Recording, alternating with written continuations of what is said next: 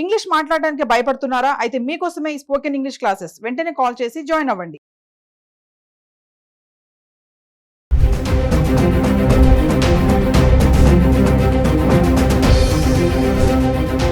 నమస్తే, welcome back to Suman. ప్రస్తుతం మనతో పాటు ఉన్నారు consumers affairs committee chairman Mandari Krishna Reddy గారు. నమస్తే సార్. నమస్తే అమ్మా. సార్, బంగారం ధరలు చూసుకుంటే లక్షలోనే ఉంది. మరి శ్రావణ మాసం వచ్చేసింది, పెళ్లిళ్ళ సీజను, ఏ మాత్రం తగ్గటం లేదు. అయితే సార్, ఇక్కడ ఒక విషయం ఏంటంటే తగ్గినప్పుడు మాత్రము కొంత తగ్గుతుంది, కానీ పెరిగినప్పుడు మాత్రము ఎక్కువ పెరుగుతుంది.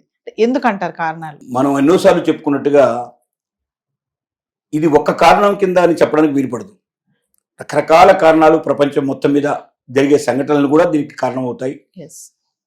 స్టాక్ మార్కెట్ యొక్క ముఖ్యంగా దాని స్టెబిలిటీ మీద ఆధారపడి కూడా బంగారం రేటు ఉంటుంది.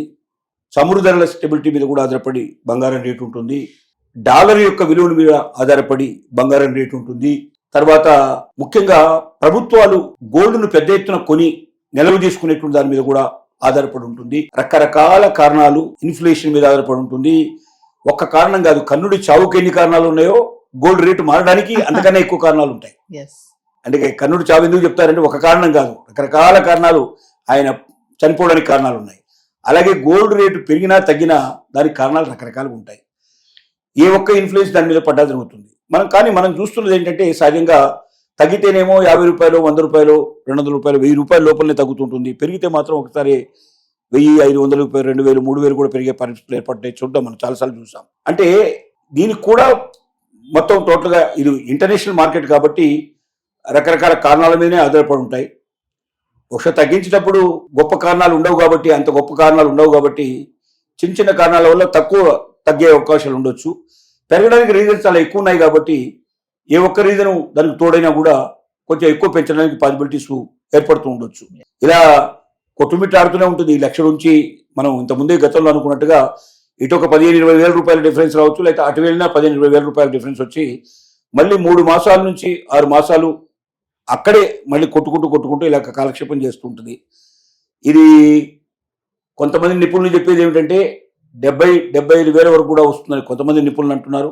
కొంతమంది నిపుణులు చెప్పేది 1,25,000 నుంచి 1,50,000 దాకా కూడా పోయే అవకాశం ఉంటుందని కొంతమంది నిపుణులు చెప్తున్నారు. ఏ నిపుణుడు కరెక్టు, ఏ నిపుణుడు తప్పు మనం చెప్పలేం.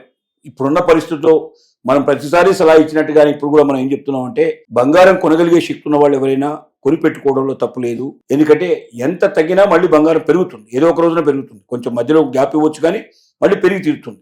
మొత్తం పూర్తిగా పడిపోవడం అనేది సాధ్యం కాదు. ఎందుకంటే గోల్డ్ చాలా విలువైనటువంటి లోహం. అది దాన్ని ప్రపంచంలో అన్ని దేశాలు రిజర్వ్ బ్యాంకులు నిల్వ చేసుకున్న దాన్ని బట్టి దాని యొక్క మారకపు విలువ ఉంటుంది, నోట్ల ప్రింటింగ్ ఉంటుంది. కాబట్టి ప్రపంచాన్ని మొత్తం ఇన్ఫ్లుయెన్స్ చేయగలిగేటువంటి బంగారం జీరోకు వచ్చే పరిస్థితి కానీ, 1,00,000 రూపాయల నుంచి 10,000కు 5,000కు పడిపోయే పరిస్థితి కానీ ఎప్పుడు ఉండదు. కొద్ది తేడాలతో మాత్రమే ఉంటుంది. మనకు తెలుస్తూనే ఉంటుంది. మరీ వెనక్కిపోతున్న టైం అనిపిస్తే అప్పుడు ఆలోచించవచ్చు. కానీ 100% 80%లో మిగతా వాటి అన్నిటికంటే మనకు రియల్ ఎస్టేట్ కానీ లేకపోతే స్టాక్ మార్కెట్ కానీ పడిపోయినట్టుగా లేదా పెరిగినట్టుగా దీంట్లో అవకాశాలు ఉండవు.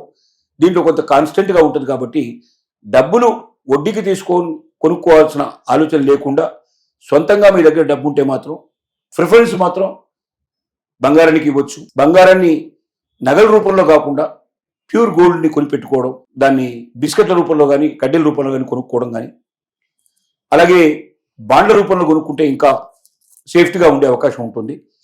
వాటికి ఎక్కువ ప్రిఫరెన్స్ ఇవ్వమని చెప్తున్నాం. కానీ వడ్డీకి తెచ్చి డబ్బులు తెచ్చి పక్కింటి ఆవిడ కొంది, ఎదిరింటి ఆవిడ కొంది అనేదాన్ని ఆలోచన చేసి మన పులిని చూసి నక్క వాత పెట్టుకునే పరిస్థితి ఏర్పడితే చివరికి వడ్డీ ఎక్కువ పెరిగిపోయి మనం నష్టాల్లో పడే పరిస్థితి ఏర్పడుతుంది. అలాంటి పని కాకుండా డబ్బుంటే ఇన్వెస్ట్ చేయడంలో బంగారం అనేది ప్రథమంగా తీసుకోవాల్సిన అవసరం ఉంది. ఎందుకంటే లిక్విడేట్ చేయడం చాలా ఈజీ. అంటే మనకు డబ్బు అవసరం ఉన్నప్పుడు అన్నిటికన్నా స్పీడ్గా డబ్బు తీసుకొచ్చి పెట్టగలిగేది బంగారం కాబట్టి దానికి ప్రిఫరెన్స్ ఇవ్వడం అనేది మంచిది. సో కాబట్టి మరి వెండి గురించి మాట్లాడుకుంటే వెండి కూడా ఎక్కడ తగ్గట్లేదు, అదే రేంజ్లో ఉంది. సో వెండి గురించి వెండి ఖచ్చితంగా బాగా పెరుగుతుంది. ప్రపంచ నిపుణులందరూ చెప్తున్నది, దీన్ని అందరూ అంగీకరిస్తున్నారు. నిపుణులే కాదు, శాస్త్రవేత్తలు కూడా దానికి అంగీకరిస్తున్నారు. ఎందుకంటే బంగారాన్ని నగల రూపంలో ఎక్కువగా వాడటం, ఔషధాల రూపంలో అతి తక్కువ వాడతారు. కానీ వెండిని ఎలక్ట్రికల్ పరికరాల్లో, అలాగే సోలార్ సంబంధించినటువంటి పరికరాల్లో విపరీతంగా ఉపయోగిస్తున్నారు. ఒక పెద్ద వాహనం తయారు చేయడానికి, ఎలక్ట్రికల్ వాహనం తయారు చేయడానికి 80 కిలోలు ఒక్క వాహనంలో ఉపయోగిస్తున్నారు. సుమారుగా లక్షలాది వాహనాలు తయారవుతున్నాయి ఏటా. అంటే లక్షలాది వాహనాలు ఇంటూ 80 వేసుకుంటే మరి ఎన్ని లక్షల కిలోలు కావాల్సి ఉంటుంది వెండి, టన్నుల కొద్ది వెండి కావాల్సి ఉంటుంది. ఇంత వేగంగా ఉంటున్నాయి కాబట్టి మనకు అసలు ఒకప్పుడు బంగారం ధరతో పోలిస్తే ఎక్కడో ఉన్నటువంటి వెండి ఇవాళ చాలా పైకొచ్చింది. ఇంకా వేగంగా వెళ్ళే అవకాశం ఉంది. ఇన్వెస్ట్ చేయడంలో బంగారం ఆ వెండి అంటే వెండినే ఇన్వెస్ట్ చేసుకోమని మనం సలహా ఇస్తున్నాం. వెండి ఖచ్చితంగా పెరుగుతుంది. ఇప్పటికన్నా చాలా రెట్లు పెరిగే అవకాశం ఉంటుంది. అది పైకే పోతుంది తప్ప కిందికి వచ్చే అవకాశం లేదు. కాబట్టి వెండి ఉత్తమమైనటువంటి, మనం ఏదైనా దాచుకోవడానికి ప్రయత్నం చేయడం కానీ సేవింగ్స్ రూపంలో ఆలోచించినప్పుడు వెండి కొనుక్కోవడం వల్ల ఎక్కువ ఫలితాలు వస్తాయని మాత్రం చెప్పగలం. సో ఫైనల్ గా ఇప్పుడు సీజన్ కాబట్టి, పెళ్లిళ్ళ సీజన్, శ్రావణ మాసం, మహిళలు చాలా మంది బంగారం కొనడానికి ఇంట్రెస్ట్ చూపిస్తుంటారు. అంటే కొనే ముందు తీసుకోవాల్సిన జాగ్రత్తలు ఏముంటాయి సార్?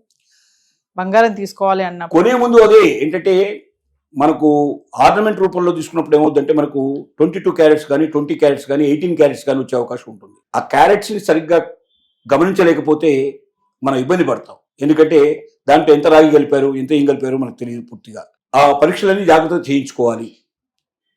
హాల్ మార్కు లేకుండా ఎట్టి పరిస్థితుల్లో కొనకూడదు. హాల్ మార్కు ముద్ర ఉంటేనే తీసుకోవాలి. అది గవర్నమెంట్ దాన్ని మ్యాండేటరీ చేసింది. అంటే ఎవరైనా సరే బంగారపు వర్తకులు హాల్ మార్కు లేకుండా ఏదైనా నగలు విక్రయించినట్టయితే అది చట్ట విరుద్ధం, వాళ్ళకి శిక్షలు పడతాయి, పెనాల్టీలు పడతాయి అని ప్రభుత్వం డిక్లేర్ చేసింది. కాబట్టి ఎట్టి పరిస్థితుల్లో మహిళలు ముందుగా చూసుకోవాల్సింది హాల్ మార్క్ ఉందా లేదా అని చెక్ చేయడం. రకరకాల కబుర్లు చెప్తారు, దీనికి హాల్ మార్క్ అక్కర్లేదండి, మేము ఉన్నాం కదండి, మా రసీదు ఉంది కదండి, ఇలా మోసం చేస్తారు. నమ్మొద్దు. హాల్ మార్కు లేకుండా ఎట్టి పరిస్థితుల్లో కొనకూడదని ప్రభుత్వం కొన్ని వందల ప్రకటనలు చేసింది. ఇప్పటికి కూడా ప్రతిరోజు మనకి ఏదో రకంగా ప్రకటన వినపడుతూనే ఉంది. చట్ట విరుద్ధం కూడా అది. అలా ఎవరైనా అమ్మినట్టయితే వాళ్ళకి శిక్షలు, పెనాల్టీలు ఉంటాయి. కాబట్టి హాల్ మార్కు లేకుండా మీరు కొనకండి. ప్యూరిటీ టెస్ట్ చేయకుండా, దాంట్లో ఎంత ఉందో కరెక్ట్గా తెలుసుకోకుండా తీసుకోవద్దు. ముఖ్యంగా ఎక్కువ దాంట్లో పొదుగుతూ ఉన్నప్పుడు, అంటే దాంట్లో మనకు రకరకాల రాళ్ళు కానీ ఇలాంటివి కానీ పొదిగినప్పుడు ఎంత ఎక్కువ పొదుగుతారో అంత ఎక్కువ మనకు దాని రేటు తగ్గిపోయే అవకాశం ఉంటుంది. ఆ వెయిట్ అంతా తీసేసిన తర్వాత బంగారం చాలా తక్కువ ఉంటుంది. దాంట్లో ప్యూరిటీ కోసం కొంత వెండిని కూడా మిక్స్ చేసేది జరుగుతుంది. వెండి తీగల రూపంలో మిక్స్ చేయడం కూడా జరుగుతోంది. ఈ మోసాన్ని జాగ్రత్తగా గమనించకపోతే మనం చాలా నష్టపోతాం. అమ్మేటప్పుడు తిరిగి లేదా దాన్ని ఇంకొక నగగా మార్చుకోవాలని ప్రయత్నం చేసినప్పుడు చాలా నష్టం వస్తుంది. అప్పుడు మనం బాధపడేదానికన్నా ముందుగానే జాగ్రత్త పడటం మంచిది. Thank you.